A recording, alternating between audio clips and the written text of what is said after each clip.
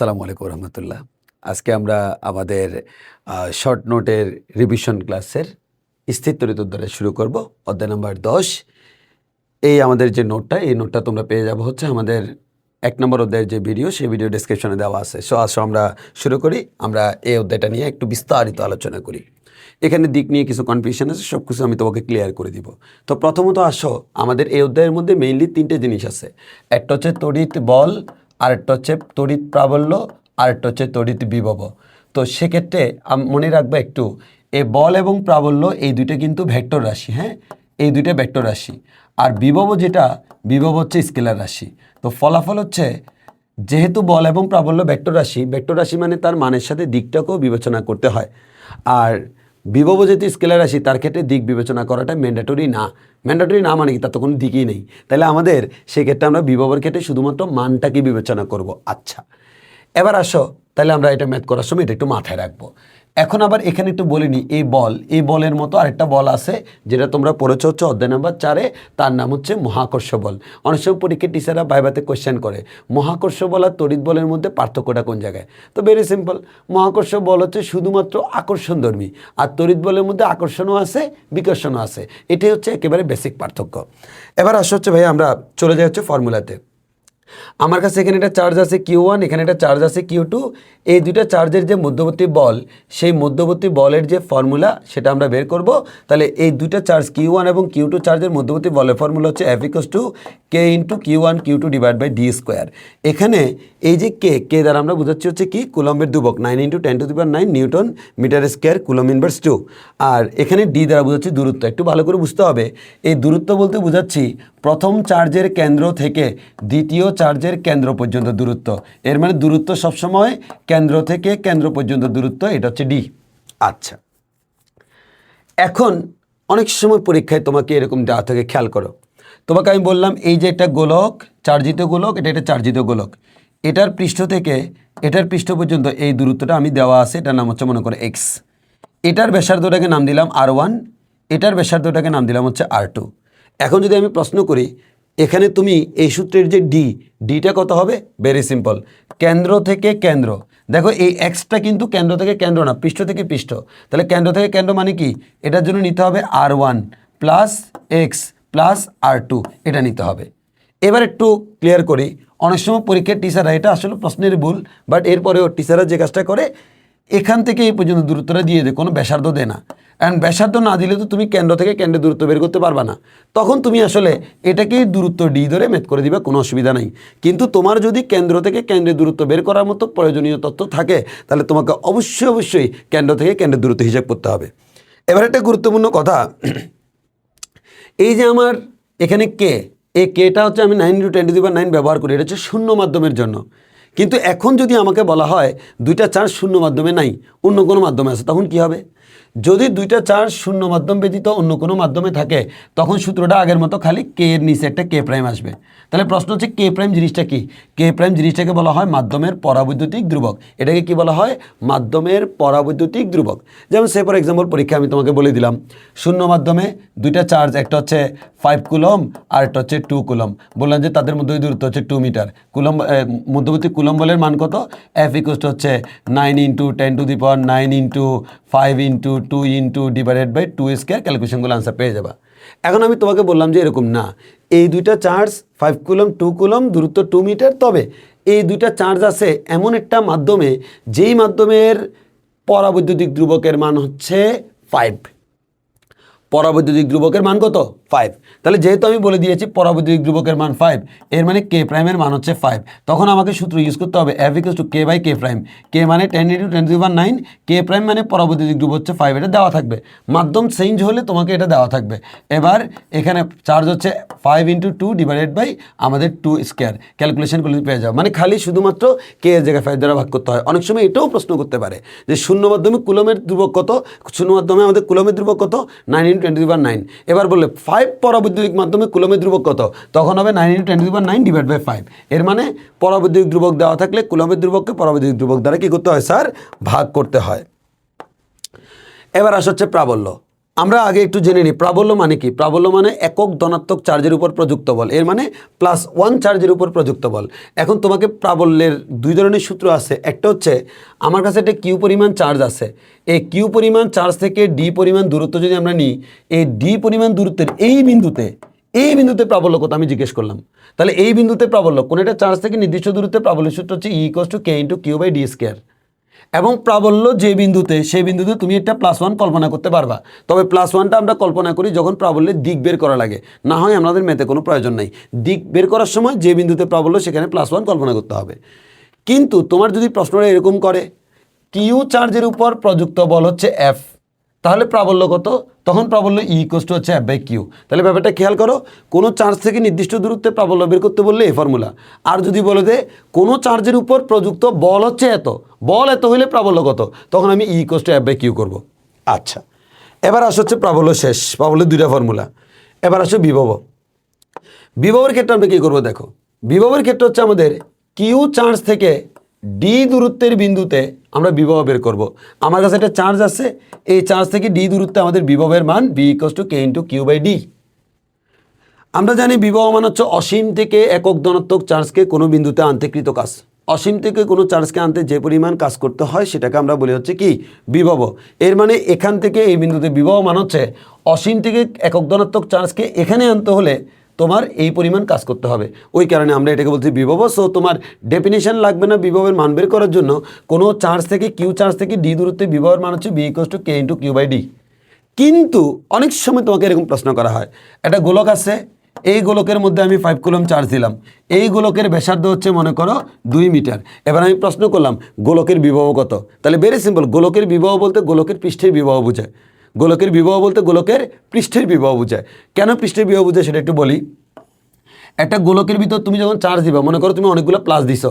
আচ্ছা বলো তো, গোলকের ভিতর যদি তুমি অনেকগুলো প্লাস দাও, আচ্ছা আমারে বলো তো, প্লাস প্লাস পরস্পরকে কী করে? বিকর্ষণ করে।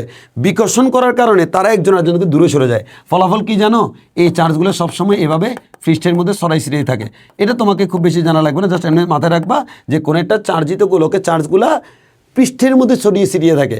ওই কারণে গোলকের বিভব বললে আমরা তার পৃষ্ঠের বিভব নিই। বুঝছো ব্যাপারটা? তাহলে আমাদের কোনো একটা গোলকের বিভব বললে আমরা পৃষ্ঠের বিভবটা নিব।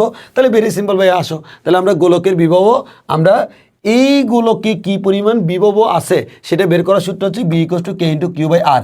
আর দ্বারা বোঝাচ্ছে গোলকের কি ব্যাসার্ধ। আমার এই গোলকের ব্যাসার্ধ যদি আর হয় তাহলে এই গোলকে এই পরিমাণ বিভব আছে, এটা আমরা বলতে পারবো। এবার একটা গুরুত্বপূর্ণ কথা, আমাদের বল এবং প্রাবল্যের যে একটু আগে সূত্রগুলো দেখালাম, ওগুলোর মধ্যে ম্যাথের মধ্যে চিহ্নটা ব্যবহার করা না করা কোনো ব্যাপার না, করতে পারো না করতে পারো।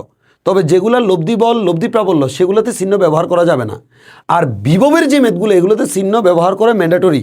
এর মানে বিভবের ম্যাথে কিউ এর চিহ্ন মাস্ট বি তোমাকে ব্যবহার করতে হবে, এটা উল্টোপাল্টা করা যাবে না।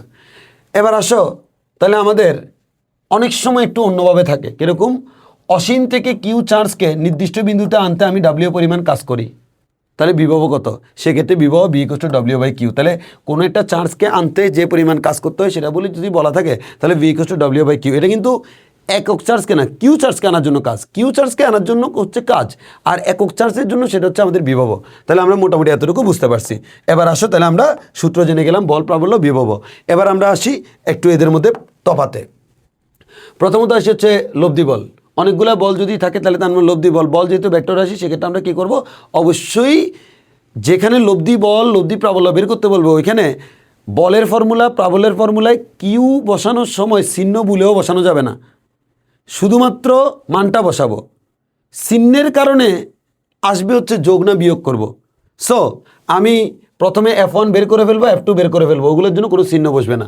এবার F1 F2 যদি একই দিকে হয় তাহলে যোগ করে দিবা, বিপরীত দিকে হলে বিয়োগ করে দিবা, স্বাভাবিক।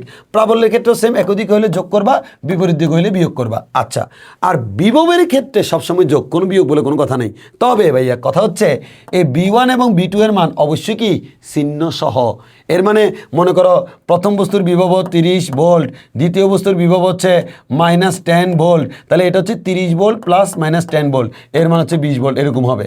এর মানে এখানেই F1 F2 E1 E2 কখনো মাইনাস হবে না, কিন্তু বিভবের ক্ষেত্রে V1 V2 প্লাস হলে প্লাস, মাইনাস হলে মাইনাস, তোমাকে যেটা আছে চিহ্ন সহ বসাইতে হবে। এখানে কোনো বিয়োগ টিয়োগ শব্দ নাই, বিয়োগ হলে সেটা অটোমেটিক হবে। বুঝছো কথাটা? আচ্ছা, তাহলে আমরা মোট প্রাবল্য, মোট বল, মোট প্রাবল্য, মোট বিভব আমরা বের করা শিখলাম। এবার আসি চিহ্ন নিয়ে আমাদের বিভ্রান্তি হয়। চিহ্ন নিয়ে যে বিভ্রান্তি হয় সেটা আমি অলরেডি তোমাকে বললাম যে আমাদের নর্মালি তোমাকে একটু বলে নিই, শুধু বল বের করা, শুধু প্রাবল্য বের করা একটা, ওই ক্ষেত্রে চিহ্ন দেওয়া না দেওয়া কোনো ব্যাপার না। আর বিভবের ক্ষেত্রে চিহ্ন মাস্ট দিতে হবে। আর লব্ধি বল, লব্ধি প্রাবল্য এগুলোর মধ্যে চিহ্ন দেওয়া যাবে না। তো তুমি এটা মনে রাখতে পারো। আর যদি একবার সহজে মনে রাখতে পারো তাহলে আমার পক্ষ থেকে পরামর্শ, বিভবের যত ম্যাথ সব জায়গায় চিহ্ন মাস্ট দিবা, এছাড়া যত ম্যাথ কোনো জায়গায় চিহ্ন দিবা না। মানে বল প্রাবল্যের মধ্যে চিহ্ন দিবা না, বিভবের মধ্যে চিহ্ন দিবা, এটা মুখস্থ রাখিয়ে দিতে পারো।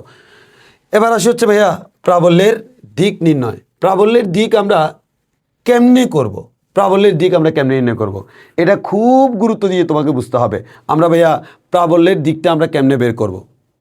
আচ্ছা, একটু ভালো করে খেয়াল করে দেখি আমাদের প্রাবল্যের দিক নির্ণয়ের জন্য আমরা কি করব। প্রথম কথা হচ্ছে দুইটা প্রাবল্য একই দিক হইলে আমরা যোগ করব, দুইটা প্রাবল্য বিপরীত দিক হইলে আমরা বিয়োগ করব, বড়টা থেকে ছোটটা। এখন প্রাবল্য কোন দিকে সেটা আমি কীভাবে বুঝবো? যেই বিন্দুতে প্রাবল্য সেই বিন্দুতে একটা প্লাস একটা মাইনাস নিতে হবে। তাহলে আমি একটা কাজ করি, তোমাকে দেখো এখানে আমি টোটাল 4টা চিত্র দিয়েছি। এটা হচ্ছে প্লাস প্লাসের জন্য, এটা প্লাস মাইনাসের জন্য, এটা মাইনাস মাইনাসের জন্য, এটা মাইনাস প্লাসের জন্য। তাহলে টোটাল 4টা চিত্র তোমাকে আমি এখানে দিয়েছি। এই 4টা নিয়ে তোমাকে প্রথমে অ্যানালাইসিস করতে হবে। আবার প্রত্যেকটার জন্য 3টা পজিশন, তোমার তো লাগে একটা, আমি 3টা পজিশন দেখাইছি যে এখানে থাকলে কেমন, এখানে থাকলে কেমন, এখানে থাকলে কেমন, ভিতরে থাকলে কেমন, ডানে বামে কেমন, সব দেখাইলাম। এবার আসে একটা একটা করে আলোচনা করি। মনে করো প্রথমে 2টা চান্স প্লাস, এটার বাইরের কোনো একটা বিন্দু, আমি বললাম যে এই বিন্দুতে প্রাবল্যের দিক বের করো। তো আমি সব জায়গায় ইজিলি বলে দিই, প্রথম চার্জের জন্য হচ্ছে E1, দ্বিতীয় চার্জের জন্য হচ্ছে E2। তাহলে বলো এটা যদি +1 হয়, এই Q1 হচ্ছে প্লাস, হ্যাঁ বলো তো এই প্লাসকে কি করবে? ধাক্কা মারবে। তাহলে ও ওকে ধাক্কা মারলো এদিকে, এটা হচ্ছে E1। এবার যদি বলি এখানে Q2 আছে, সেও প্লাস, তাকে যদি বলি ওকে করো, সে কী করবে? ধাক্কা মারবে। তাহলে সেও একে ধাক্কা মারলো। তাহলে বলো ও ধাক্কা মারলো, ও ধাক্কা মারলো, দুইটা ধাক্কা একই দিকে, মানে হচ্ছে এখানে যোগ হবে। এবার আসো ভাই এখানের বিন্দু। এবার যদি আমি বলি এটা প্লাস, এটা হচ্ছে +1, বলো এই প্লাসকে কী করবে? ধাক্কা মারবে। তাহলে ধাক্কা মারবে কোন দিকে? এই দিকে। আবার যদি আমি এইদিকে চিন্তা করি, এই Q2 এই প্লাসকে কী করবে? আবার ধাক্কা মারবে এদিকে। তাহলে E1 E2 কি একই দিক হয়েছে না বিপরীত দিক হয়েছে? বিপরীত দিকে। এবার এখানে আসো, এই Q1 এই +1কে ধাক্কা মারলো এদিকে, Q2 +1কে ধাক্কা মারলো এদিকে, E1 E2 একই দিকে। এবার আসো এখানে আসো, দুটো যখন মাইনাস, একটু খেয়াল করে দেখো, এটা মাইনাস এটা মাইনাস। আমি এই বিন্দুতে যদি প্রাবল্য বের করতে যাই, এই বিন্দুতে +1, তাহলে এই মাইনাস এই প্লাসকে কি করে? কাছে টানিয়ে দেখো, এই মাইনাস এই প্লাস করে কাছে আসো, কাছে টানবে। তাহলে ওই যে কাছে টানলো E1। আবার এই দিকের মাইনাস যেটা, সেটা অনেক দূর থেকে ওকে বলবে কাছে আসো। তাহলে এটা হচ্ছে আমাদের E2 আর E1 পেয়ে গেলাম। তাহলে দুইটা একই দিকে, দুজনেই কাছে টানে। এবার এখানে আসো, এখানে এটা যখন আমাদের প্লাস, এটা মাইনাস, এই প্লাসকে বলো যে তুমি আমার কাছে আসো, আর এদিকেও বলে যে না তুমি আমার কাছে আসো, দুজনে ধাক্কাধাক্কি, দুজনে দুই দিকে, E1 E2 বিপরীত দিকে। এখানে আসো, এখানে যে আমি এই বিন্দুতে +1 দিই, এই মাইনাস এই +1কে কাছে টানে এদিকে E1, এই মাইনাস এটাকে কাছে টানে, এটা হচ্ছে E2। তাহলে এখানে দিকটা হচ্ছে আমাদের একই দিকে। এবার আসো এখানে একটা প্লাস একটা মাইনাস, তাহলে দেখো এই বিন্দু, এই প্লাসের ক্ষেত্রে কী হচ্ছে বলো তো? এই প্লাসকে ধাক্কা মারতেছে এদিকে, আর ওইদিকে মাইনাস যেটা বলতেছে না না আচ্ছা কাছে আসো, এই মাইনাস তাকে কাছে টানছে। তাহলে এটা এদিকে এটা এদিকে, বিপরীত দিক। আবার এখানে একটা বিন্দু নাও +1, এবার বলো এই প্লাসকে কি করে? ধাক্কা মারে এদিকে E1। আবার এই মাইনাস এই প্লাসকে কাছে টানে, সেটা হচ্ছে E2। এবার আসো এখানে +1 দিলাম, এই প্লাসকে কি করে? ধাক্কা মারে এদিকে। আর এইদিকে যে আমাদের মাইনাস আছে, এই মাইনাস এই প্লাসকে কি করে? কাছে টানে। এবার আসো এখানে এটা মাইনাস এটা প্লাস, এখানে যদি একটা বিন্দু নিই, এখানে +1 আছে, তাহলে বলো এই মাইনাস এই প্লাসকে কী করে? এই মাইনাস এই প্লাসকে কাছে টানে E1। আর এই প্লাসকে বিকর্ষণ করে এইদিকে E2 বিপরীত দিকে। এবার আসো এখানে যদি আমরা আসি, এই জায়গায় একটা +1 নিলাম, তাহলে এই মাইনাস এই প্লাসকে কী করে? কাছে টানে, আকর্ষণ করে। আর এই প্লাসকে কী করে বলো তো? এই যে বিকর্ষণ করে এদিকে। এবার আসো এখানে এই বিন্দুতে +1, এই মাইনাস এই প্লাসকে কী করে? কাছে টানে E1, এই প্লাসকে বিকর্ষণ করে E2। তাহলে মোটামুটি তোমাদের তো পরীক্ষা এতগুলো লাগবে না, তোমার পরীক্ষা যে কোনো একটা, মানে যে কোনো একটা পজিশন। তাহলে যেখানেই বলুক, যেখানে প্রাবল্য, সেখানে তুমি একটা +1 ধরে নিবা। এরপর তোমার যে দুইটা চার্জ আছে, তাকে কি কাছে টানবে নাকি ধাক্কা মারবে সেটা তুমি দেখবা, সেখান থেকে তুমি দিক পেয়ে যাবা। এবার দিক পাওয়ার পর তোমাকে যদি আমি বলি লব্ধি প্রাবল্য বের করো, তাহলে তুমি দুইটাকে যোগ করবা বা বিয়োগ করবে, ডিপেন্ডস অন ডিরেকশন। আশা করি এতটুকু ক্লিয়ার। এখন এবার আসি, এটা গেলে হচ্ছে আমরা নর্মালি লব্ধি প্রাবল্য বের করতে বললে সেটা আমরা করব। এবার আসি খুবই গুরুত্বপূর্ণ একটা ঝামেলা নিয়ে কথা বলি। প্রাবল্য শূন্য এবং অথবা প্রাবল্য সমান, প্রাবল্য শূন্য এবং প্রাবল্য সমান, এই দুইটা নিয়ে অনেক বাকবিতণ্ডা হচ্ছে। আমি সঠিক আনসারটা তোমাকে বলবো, তবে ম্যাক্সিমাম জায়গায় এটা ভুল আনসার আছে। তো সেক্ষেত্রে অনেকে প্রশ্ন করতেছে ভাইয়া বোর্ড পরীক্ষা আমি কোনটা আনসার করব। তো আমার ব্যক্তিগত অপিনিয়ন হচ্ছে তুমি বোর্ড পরীক্ষার ক্ষেত্রে যেটা কনফিউশন, এখানে কিন্তু প্রাবল্য শূন্য নিয়ে কারো কোনো কনফিউশন থাকে না, সমান নিয়ে কনফিউশন। তোমার যদি বোর্ড পরীক্ষায় সমান নিয়ে ম্যাথ আসে, আমি বলবো তুমি যদি পসিবল হয় অন্য কোনোটা প্রপারলি আনসার করা যাচ্ছে এটাকে স্কিপ করো, রিস্ক নেওয়ার দরকার নেই বোর্ড পরীক্ষায়। আর যদি তোমার আনসার করতেই হয় তাহলে তুমি সঠিকটাই আনসার করবা এবং সঠিকটা ব্যাখ্যা দিয়ে আনসার করবা। কারণ তুমি ভুল আনসার করলে কেটে দিতে পারে, এখন অনেকে বলে ভাই সঠিক আনসার করলে কেটে দিবে না, তুমি ব্যাখ্যা করে লিখলে তোমার শরীরটা তো কাটার কোনো অপশান নাই। যে টিচার তোমার খাতা কাটবে উনি তো নিশ্চয়ই ফিজিক্সেরই টিচার, তো তুমি যখন ব্যাখ্যা করে লিখবা উনি তো লজিকটাই বুঝবে। হ্যাঁ, তো লজিক বুঝবে না এমন টিচার তো খাতা কাটবে না। ফিজিক্স ডিপার্টমেন্টের টিচার যদি এটা না বুঝে তাহলে তো হবে না। তো হোয়াট এভার, আমি বলবো যে যদি সমান নিয়ে প্রশ্ন চলে আসে যেটা নিয়ে বাকবিতণ্ডা, তুমি স্কিপ করো পরীক্ষায়, ফাইনাল পরীক্ষায় যদি পসিবল হয়। পসিবল না হলে আনসার করবা, সঠিকটাই করবা, সঠিকটা আমি বলে দিচ্ছি। তো আমাদের প্রথমে তোমাকে ভাইয়া বলে দিই, সমান বলুক শূন্য বলুক তুমি E1 = E2 ধরে ম্যাথ করে ফেলবা। কিন্তু প্রশ্ন হচ্ছে E1 = E2টা আমি কোন জায়গায় ধরে ম্যাথ করব, এটা নিয়ে সমস্যা। আমি কি ভিতরে E1 = E2 ধরে ম্যাথ করব নাকি বাইরে E1 = E2 ধরে ম্যাথ করব, এটা নিয়ে একটা ঝামেলা চলে আসে। তো আমি সেটা তোমাকে ক্লিয়ার করে দিচ্ছি, খেয়াল করো। প্রথমত হচ্ছে সমধর্মী চার্জ। হ্যাঁ, তোমাকে আমি একটা কথা বলি, প্রাবল্য শূন্য। আচ্ছা বলো তো প্রাবল্য শূন্য মানে কি? আমার কোনো একটা বিন্দুতে যদি দুইটা প্রাবল্য থাকে, ওই দুইটা প্রাবল্য মিলে শূন্য হয়ে যায়। লাইক এরকম একটা প্রাবল্য এইদিকে আরেকটা প্রাবল্য এইদিকে, এই দুইটা কি জীবনে শূন্য হবে না? কারণ দুইটা একই দিকে আরও বেড়ে যাবে। একটা প্রাবল্য এইদিকে আরেকটা প্রাবল্য এইদিকে, এই দুইটা একজন আরেকজনকে ব্যাকআপ করতে করতে শূন্য হয়ে যাবে। তাহলে দুইটা দুই দিকে হলে শূন্য হতে পারে। এর মানে প্রাবল্য শূন্য সেখানেই হবে যেখানে E1 এবং E2 এর ডিরেকশন উল্টা দিকে। আচ্ছা, এবার আসো প্রাবল্য সমান। ভাইয়া প্রাবল্য একটা ভেক্টর রাশি, দুইটা ভেক্টর রাশি তখনই সমান হবে যদি তাদের মানও সমান হয়, দিকও সমান হয়। মান দিক উভয়টা সমান হলে তখন আমি বলতে পারবো যে ওইটা আমাদের সমান। তাহলে সেক্ষেত্রে আমরা দেখব কোন জায়গায় মান, কোন জায়গায় দিক একই দিকে। মান যে কোনো জায়গায় তুমি সমান আনতে পারবে, এটা নিয়ে কোনো প্যারা নাই। দেখো এখানে যে কোনো জায়গায় মান সমান হতে পারে, মান আমাদের দুই জায়গাতে সমান হতে পারে, কিন্তু কোন জায়গাতে সমান ধরে ম্যাথ করলে 0 আসবে, কোন জায়গাতে সমান আসবে। যেখানে দিকগুলো উল্টা দিকে সেখানে আসবে হচ্ছে প্রাবল্যের মান 0, আর যেখানে দিক একই দিকে ওইখানে আসবে হচ্ছে প্রাবল্যের মান সমান। কারণ প্রাবল্যের মান সমান হচ্ছে মান সমান, দিকও একই দিকে। তাহলে এবার একটু ভাইয়া তুমি একটু খেয়াল করে দেখো, আমি একটু তোমাকে ক্লিয়ার করি। দেখো দুইটা চার্জ যদি সমধর্মী হয়, দুইটাই প্লাস, মনে করো এটাও প্লাস এটাও প্লাস, তাহলে সেক্ষেত্রে আমরা একটু বলি তোমাদেরকে। আমি আগে আসি প্রাবল্য কোথায় শূন্য। তো শূন্যের জন্য কি দেখতে হবে, বিপরীত ডিরেকশন কোথায়। আসলে ভিতরে যদি আমি একটা +1 নিই, এই প্লাস এটাকে ধাক্কা মারে, এই প্লাস এটাকে ধাক্কা মারে বিপরীত দিকে, এর মানে এখানে বিপরীত দিক মানে হচ্ছে এখানে শূন্য হতে পারে। এটাকে নিয়ে কোনো বাকবিতণ্ডা নেই, ঠিক সেম। এর মানে আমরা বলতে পারি যদি দুইটা প্লাস হয় অথবা দুইটা মাইনাস হয় তাহলে প্রাবল্য কোথায় শূন্য, তাদের ভিতরে কোথাও শূন্য ধরে তুমি ম্যাথ করবা। ভিতরে কোথাও শূন্য ধরে তুমি ম্যাথ করো। তুমি ধরো যেখানে প্রাবল্য শূন্য, এটাকে x ধরো, এটাকে পুরোটা d হলে এটাকে d - x ধরো। এবার E1 - E2 = 0 ধরে ম্যাথ করে, E1 = E2 ধরে ম্যাথ করে দাও। তাহলে এটা গেল প্রাবল্য শূন্য। এখন তাহলে কি বললাম, চার্জ দুইটা সমধর্মী যদি হয়, দুইটা প্লাস অথবা দুইটাই মাইনাস, তাহলে ভিতরে শূন্য। ভিতরে যদি শূন্য হয় বাইরে সমান, কারণ ভিতরে শূন্য মানে নিশ্চয়ই সেখানে প্রাবল্যের ডিরেকশন কি উল্টা।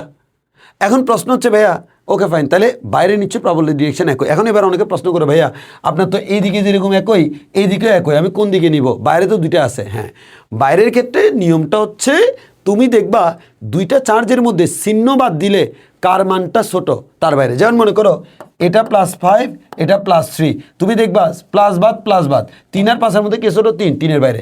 একবার সব সময় যে বাইরের কন্ডিশনে কার বাইরে, দুইটার মধ্যে শুধু মান চিন্তা করলে যেটা কম তার বাইরে, আবার বলতে শুধু মান চিন্তা করলে যেটা কম তার বাইরে। তাহলে আমি আসি, আমি ধরে নিচ্ছি এখানে আমাদের Q2টা Q1 এর থেকে কম, মানে মান চিন্তা করলে। সো আমি ধরে নিচ্ছি Q2 এর বাইরে। তাহলে এখানে আসলে প্রাবল্য সমান ধরে ম্যাথ করবা। কেন?